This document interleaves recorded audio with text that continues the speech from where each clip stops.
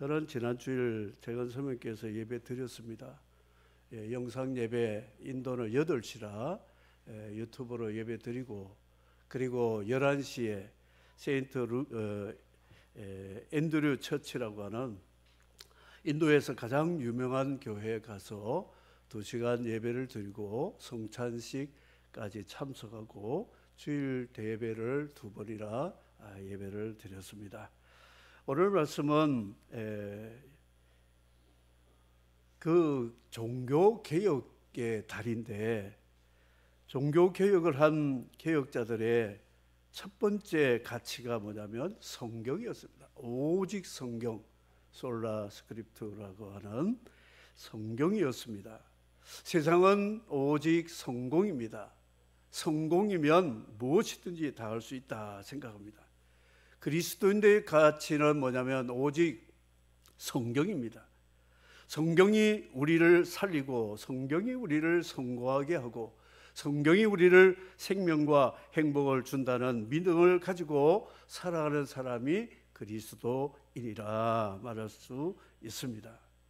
가톨릭이 성경 권위 위에 교회를 권위로 세워두고, 교황과 교회가 해석하면 성경보다도 권위 있게 생각하고, 정경보다도 가경과 유경을 성경과 같은 위치에 두었기 때문에 속죄표를 팔고 인간의 행위 구원을 강조했기 때문에 성경을 아는 개혁자들이 목숨 걸고 하나님의 말씀을 지키기 위해서 종교개혁, 신앙개혁을 이루게 되었는데요, 오늘 유다 16대 왕 요시야가 종교개혁자면서 그런 대제사장 hil기야가 성전을 청소하고 성전을 리모델링하는 가운데 성경책을 창고에서 발견했습니다. 므낫세와 아몬이 성전 안에다가 바알과 아세라 우상을 갖다 놓고 하나님을 예배하는 것이 아니라 우상을 섬겼습니다.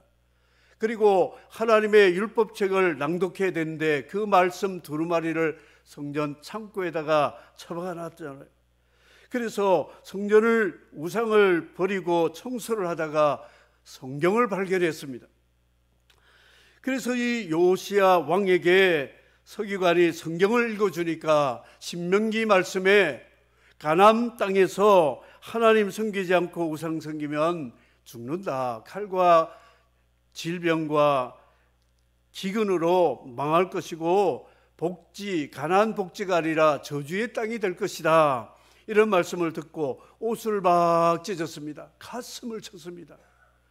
왜 우리 이 하나님의 백성들이 하나님의 말씀을 어기고 성전 안에까지 우상을 드리고 하나님 대신에 우상을 섬겼느냐, 옷을 막 찢었다는 거죠.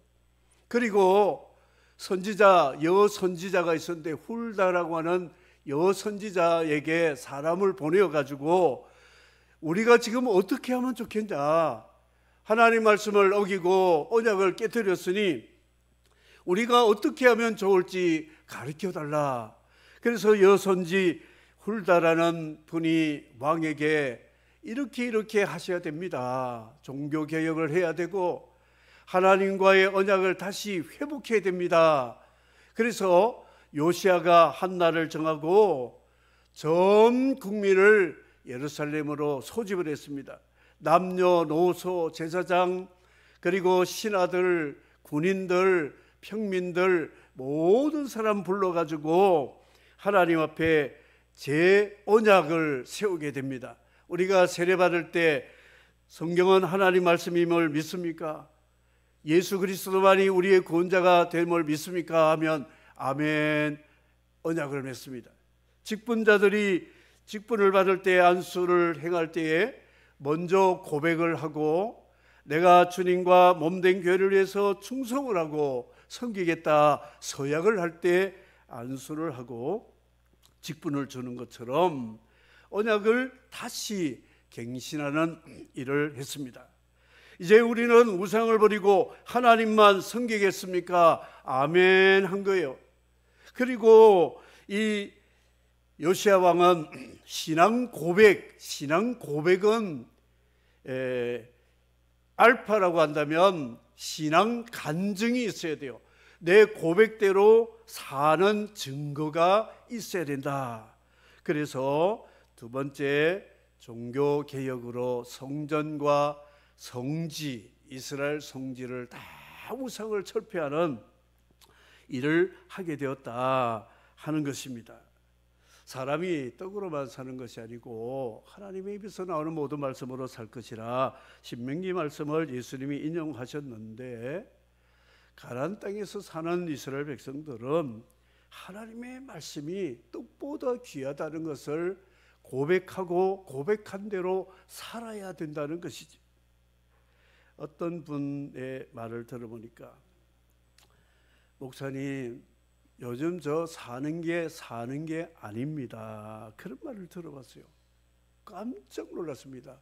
사는 게 아니다. 저는 말귀를 못 알아들어가 한참 생각했어요. 이게 무슨 말일까? 힘들다 이 말이거든요. 평안이 없다는 말이에요. 행복하지 않다는 말이거든요. 그래서 사는 것처럼 살려면 생명의 말씀, 하나님 말씀 붙잡아야 됩니다. 이 말씀이 우리를 살려주고 말씀이 우리를 행복하게 해준다, 그런 것입니다. 이 세상에 80억의 인구들이 사는 게 아닙니다. 인도에 가서 사람들을 보니까 14억 인구인데도 3천만 명 3% 외에는 사는 게 아니에요. 우상 숭배하고 미신과, 그리고 삶의 질이 떨어져서 삶의 환경이 쓰레기통 같은 데서 사는 것을 보면서 참으로 안타까움을 느끼게 되었습니다. 사랑하는 성도 여러분, 이 요시야는 성경을 읽을 때에 가슴을 쳤습니다. 옷을 쳤습니다. 하나님의 말씀은 좌우에 날쌘 검과 같다, 히브리서의 말씀이 있거든요. 하나님 말씀 들을 때 이 말씀이 내 심장을 도려내야 됩니다. 확 찔려가지고 어찌않고 이 아픔을, 말씀 듣고 아픔을 느끼게 됩니다. 하나님 말씀은 빛입니다. 사울이 다메섹으로 가다가 주님 만날 때에, 주의 음성 들을 때에 빛에 끄꾸러져서 눈이 멀었습니다. 이 빛을 받아야 내가 얼마나 더럽고 추악하고 패역한지를 알게 되는 것이죠. 그래서 어찌할꼬 주님을 찾을 때에 주의 말씀이 우리 속에 물 붓듯이 부어주실 때에 어느 사우나에 가서 몸을 씻은 것과 비교할 수 없는, 머리부터 발끝까지 우리의 심은 골수까지도 하나님 말씀이 깨끗이 씻겨주는 정결함을 느낄 수 있는 것이 말씀의 역할이고, 말씀 깨달음과 회개가 바로 신앙개혁 시작이 된다는 것이죠. 왕 한 사람이 말씀 듣고 회개하니까 유다나라 전체가 변화되는 역사가 있었다는 것입니다. 하나님의 사람, 말씀의 사람 요시야입니다. 어떤 사람들에게 이런 말을 하면, 저 사람은 정욕적인 사람이야, 탐욕적인 사람이야, 교만한 사람이야, 거짓된 사람이야, 이런 대명사들이 붙는데, 예수님은 나는 온유하고 겸손하니 내게 와서 배우라 그랬습니다. 예수님은 온유한 사람, 겸손한 사람, 거룩한 하나님의 독생자였다 하는 것입니다. 요시야는 말씀을 듣고 개혁을 시작합니다. 31년 동안 통치를 하면서 그런 유다 땅에 있는 우상들을 철폐하기 시작했습니다. 독거노인 집에 신방을 갔었어요. 갔더니 앉을 때가 그 할아버지하고 저하고 두 사람 앉을 곳밖에 없습니다. 방은 한 3평 4평 되는데 사방을 둘러보니까 전부가 쓰레기를 다 쌓아놓은 거예요. 할아버지, 이거 다 좀 버리지요. 그랬더니, 이걸 왜 버려요? 얼마나 귀한 건데 못 버리겠다는 거예요. 360도를 제가 눈을 돌려서 다 버려도 제 눈에는 쓸 게 하나도 없는데 그분의 눈에는 전부 보물같이 보이는 거예요. 이게 얼마나 안타까운지 모릅니다. 사랑하는 성도 여러분, 버려야 됩니다. 회개는 버리는 거예요. 쓰잘데기 없다 그러죠. 쓸모없는 가치 없는 것들을 버려야 됩니다.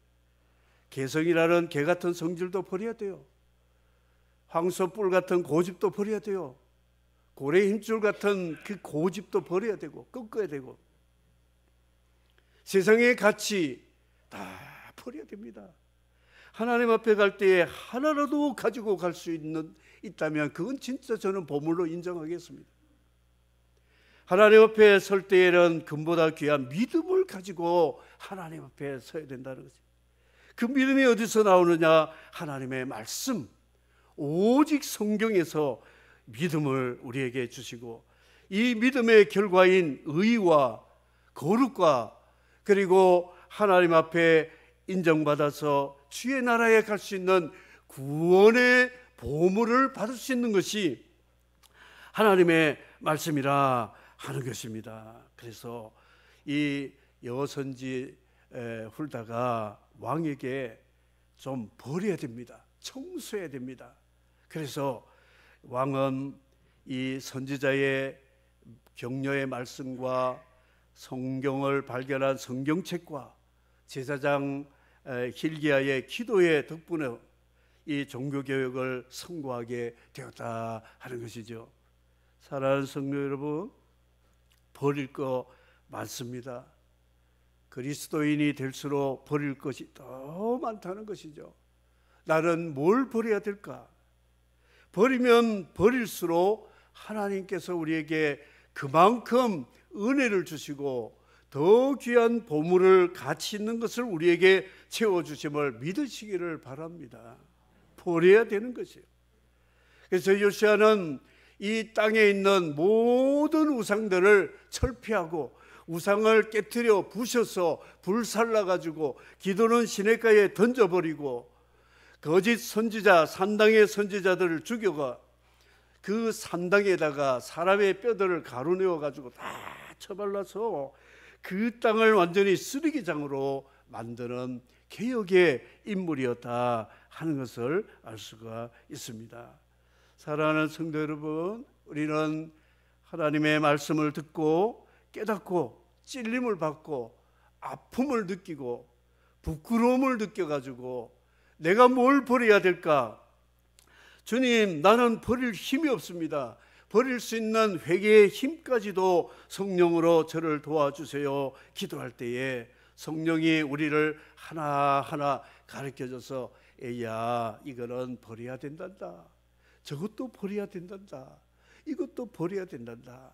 그래서 우리 신앙은 버림 가운데 성화가 되고 성숙이 되고 거룩한 말씀의 사람, 하나님의 사람, 다윗의 길로 가는 하나님의 옳은 사람이 됨을 믿으시기를 바랍니다.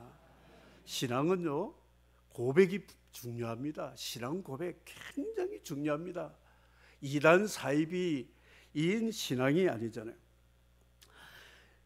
사복음서는 예수 그리스도를 네 각도에서 보면서 예수님이 나의 구주가 되심을 믿고 고백하고 영접하는 신앙 고백의 책입니다. 그러면 사복음서 끝나면 무엇이 되겠습니까? 사도행전. 이거는 내가 신앙 고백한 것이 삶의 간증이 있어야 된다. 성령이 역사하시는 실제적인 실천이 신앙의 간증이라는 것이죠. 신앙 고백만 있고 신앙 간증이 없으면 이거는 절반짜리입니다.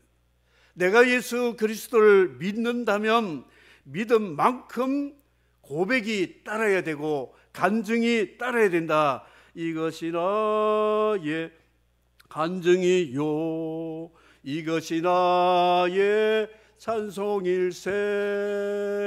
나 사는 동안 끊임없이 구주를 찬송하리로다. 여기 288장 1절에 이 말씀은 뭐냐면 그게 신앙 간증이에요. 간증. 그러면 고백은 뭐냐? 그 1절의 앞부분에 고백이 나옵니다. 내 영혼이 하늘의 영광 보리로다.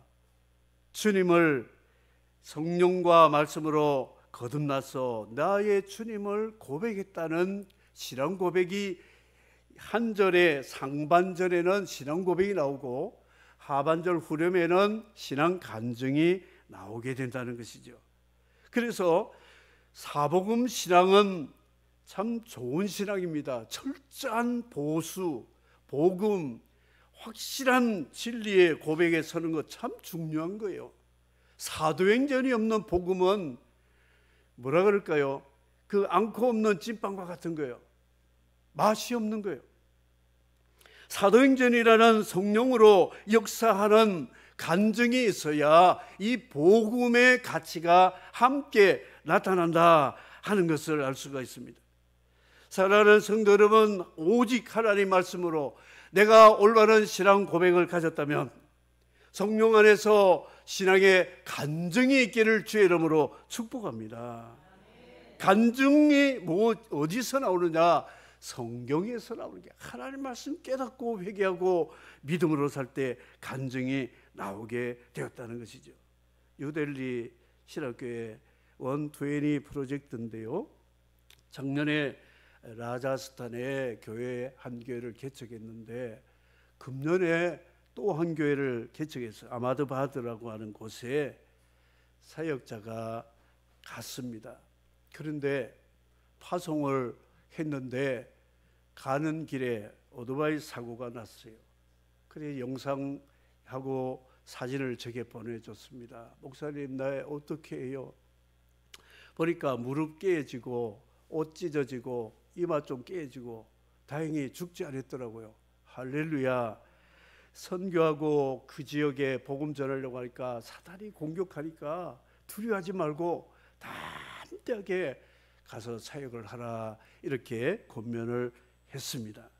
마귀는 하나님의 복음 증거하려고 하면 최대한 방해하려고 하는데 그걸 뛰어넘어야 된다는 것이죠.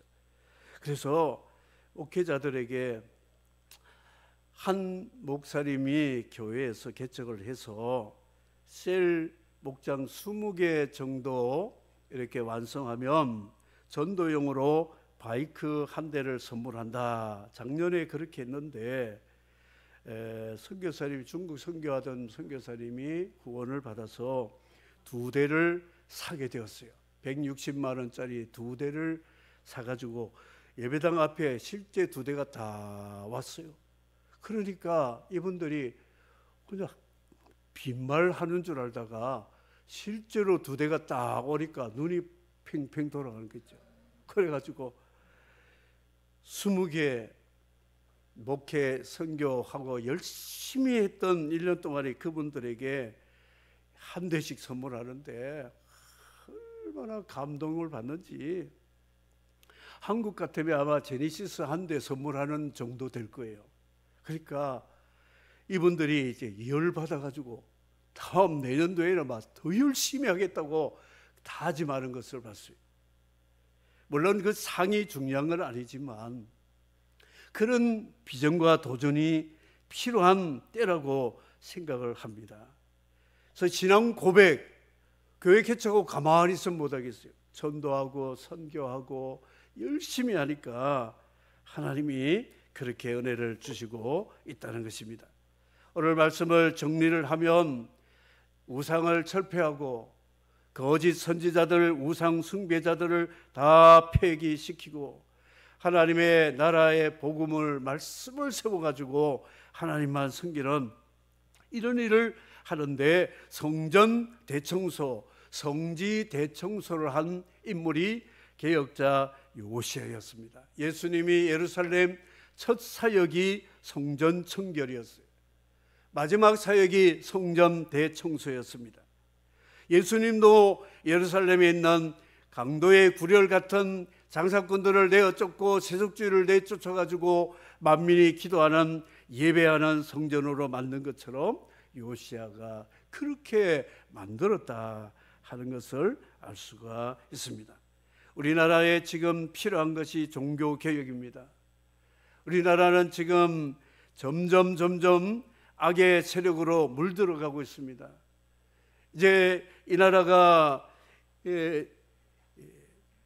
법을 또 이렇게 인권법이라는 차별금지법을 만들어 통과가 되면 유럽과 미국 같이 기독교는 곤두박질 치게 될 것입니다.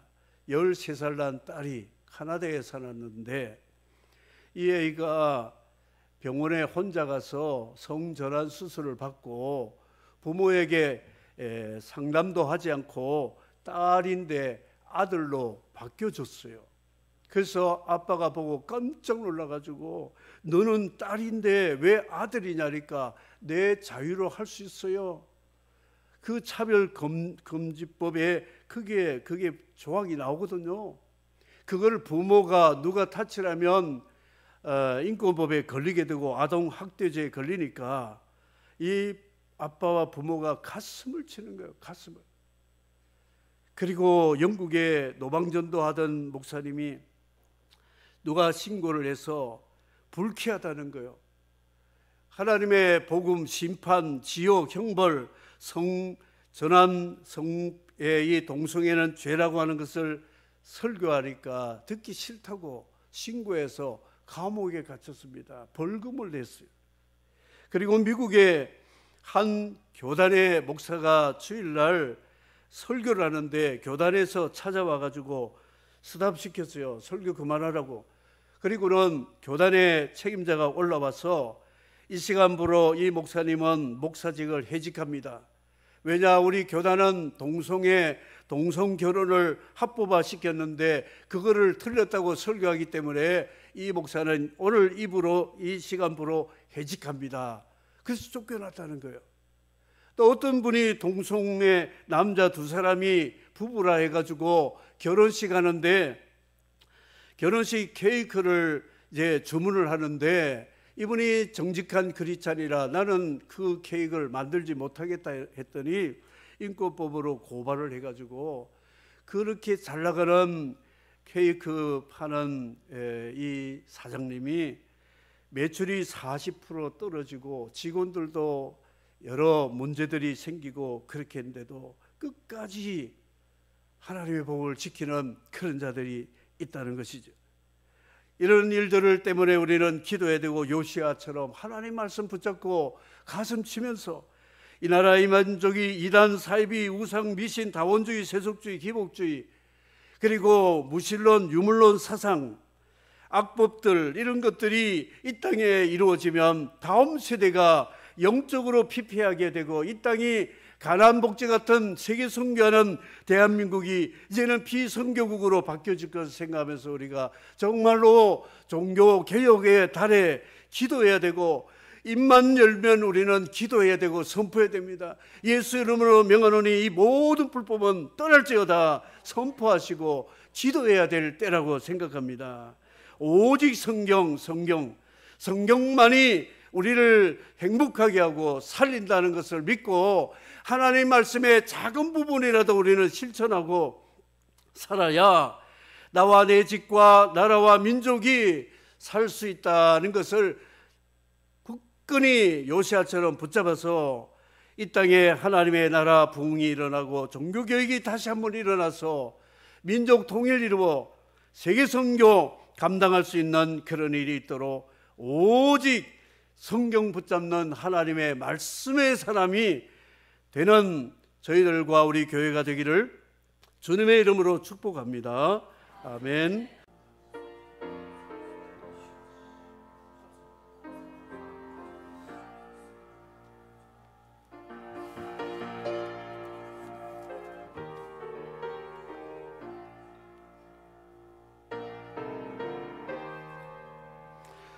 주 하나님 독생자 아낌없이 자같이 부르겠습니다. 주 하나님 독생자 아낌없이 우리를 위해 보내주셨네.